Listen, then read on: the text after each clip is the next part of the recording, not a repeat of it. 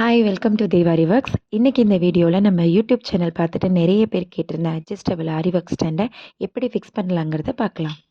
இந்த அட்ஜஸ்டபிள் ஆரி ஒர்க் ஸ்டாண்டில் மொத்தம் 3 பார்ட்ஸ் இருக்குது. ஒன்று rectangular parts, second one triangle part, third one இந்த 2 அட்ஜஸ்டபிள் ராட்ஸ் இருக்கும். அப்புறம் இது கூட நம்ம 2 கிளிப் பாக்ஸ் உங்களுக்காக ப்ரொவைட் பண்ணுறோம். ஒரு கிளிப் பாக்ஸில் 12 கிளிப் இருக்கும். அதே மாதிரி 2 கிளிப் பாக்ஸும் சேர்த்து 24 கிளிப்ஸு நாங்கள் உங்களுக்கு கொடுக்குறோம்.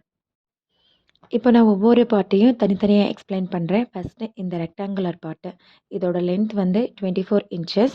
அதே மாதிரி இதோட விட்த் வந்து 16 இன்ச்சஸ்.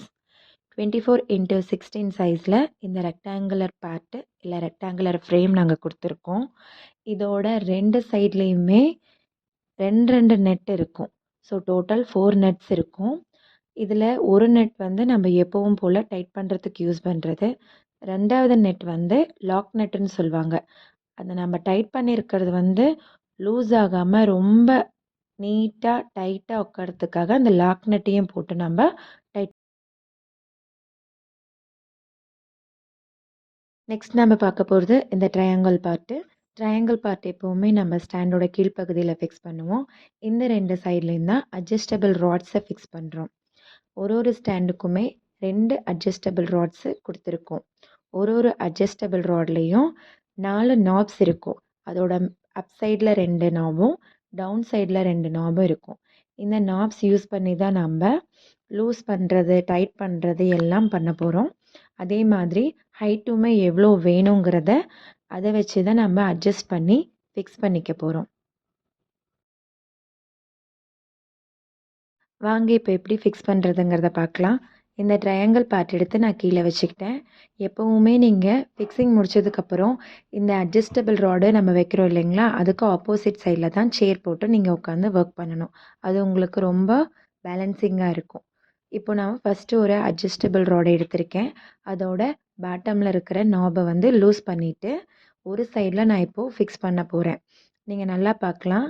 மேலே இருக்கிற நாபையும் நான் லூஸ் பண்ணுறேன், கீழே இருக்கிற நாபையும் நான் லூஸ் பண்ணுறேன். அதே மாதிரி மேலே இருக்கிற நாபோட அதுக்கு மேலே இருக்கிற போர்ஷன் வந்து இந்த சைடில் இருக்கிற மாதிரி இருக்கணும். வெளிப்பக்கத்தை பார்த்த மாதிரி இருந்தால் மட்டும்தான் நம்ம ஃபிக்ஸ் பண்ணுறது கரெக்டு. இப்போ நான் கீழே இருக்கிற பகுதியை நான் வந்து ரொம்ப டைட் பண்ணிகிட்ருக்கேன் நாப் யூஸ் பண்ணி. இப்படி டைட் பண்ணும்போது நம்மளுக்கு ஸ்டாண்ட் வந்து ஆடாது, நீட்டாக அழகாக உட்காந்துக்கும். மேலே இருக்கிறதையும் அதே மாதிரி லூஸ் பண்ணி வச்சாதான் நம்ம அந்த அட்ஜஸ்டபிள் ராடை நம்மளுக்கு எவ்வளோ ஹைட்டு வேணுமோ அவ்வளோ ஹைட்டுக்கு நம்ம வந்து மேலே ஏற்றிக்க முடியும்.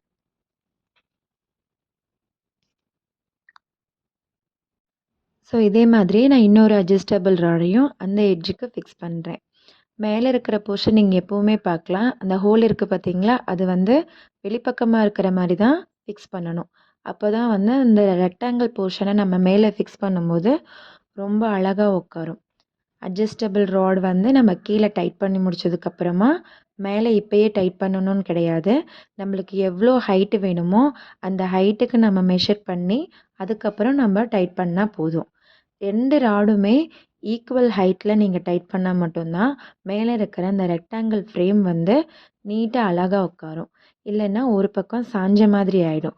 ஸோ அதனால் நீங்கள் என்ன பண்ணுறீங்க, ஹைட்டை வந்து எப்போவுமே மெஷர் பண்ணி நீங்கள் கரெக்டாக வந்து இந்த நாபை யூஸ் பண்ணி லாக் பண்ணிக்கோங்க. லாக் பண்ணால் மட்டும்தான் 2 ராடுமே ஈக்குவலாக இருக்கும். இப்போது நெக்ஸ்ட் நம்ம என்ன பண்ண போகிறோன்னா, இந்த ரெக்டாங்குலர் ஃப்ரேம் எடுத்து ஆல்ரெடி இதில் இருக்கிற நம்ம 4 நட்ஸையுமே ரிமூவ் பண்ணி வச்சுருக்கோம். மேலே இருக்கிற இந்த ஹோல் இருக்குங்க இல்லைங்களா, அதில் வந்து இந்த ரெக்டாங்கிள் ஃப்ரேமோட அந்த நட் போடுற அந்த இது வந்து உள்ளே போகிற மாதிரி ஃபிட் பண்ண போகிறோம். சரிங்களா?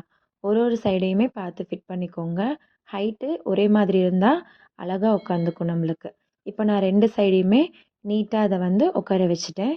இப்போ அந்த 4 நட்டையுமே நம்ம ரிமூவ் பண்ணோம் இல்லைங்களா, அதை இப்போ போட்டு டைட் பண்ணிக்கலாம். இந்த நட்டை வந்து நம்ம கையில் டைட் பண்ணுறதை விட ஸ்பேனர் யூஸ் பண்ணி டைட் பண்ணிங்கன்னா உங்களுக்கு அவ்வளவா லூஸ் ஆகாது, ரொம்ப அழகாக டைட்டாக உட்காந்துக்கும். ஓகேங்களா? இப்போ நான் ஜஸ்ட்டு கையில் வந்து உங்களுக்கு டைட் பண்ணி காட்டுறேன். ஒரு சைடுமே நம்ம இந்த 2 நட்டையும் போட்டு டைட் பண்ணிக்கணும். இந்த ஃப்ரேம்லெஸ் ஸ்டாண்ட் வந்து நம்ம யூஸ் பண்ணுறதுனால என்னென்ன பெனிஃபிட்ஸ் இருக்குது அப்படின்னா, ஒரு பெரிய பிரைடல் ப்ளவுஸோட கிராண்ட் ஒர்க் பிரைடல் ப்ளவுஸோட பேக் நெக் ஃபுல்லாகவுமே நீட்டாக கம்ப்ளீட் பண்ணிக்கலாம். இந்த ரெக்டாங்கிள் ஃப்ரேம் மேலே வந்து நம்ம 24 கிளிப்ஸ் யூஸ் பண்ணி கிளாத்தை ஃபிக்ஸ் பண்ணுறதுனால ரொம்ப அழகாக டைட்டாக உட்காந்து நம்ம ஒர்க் பண்ணுறதுக்கு நல்லா அழகாக இருக்கும். சேர் ஆரி ஒர்க் ஸ்டாண்ட் எங்ககிட்ட அவைலபிளாக இருக்குது. ஆல் ஓவர் இந்தியா ஷிப்பிங் இருக்குது. நீங்கள் எப்போ வேணாலும் காண்டாக்ட் பண்ணி வாங்கிக்கலாம். காண்டாக்ட் பண்ணுறதுக்கான நம்பர் வந்து டிஸ்கிரிப்ஷனில் கொடுத்துருக்கோம். தேங்க்ஸ் ஃபார் வாட்சிங்.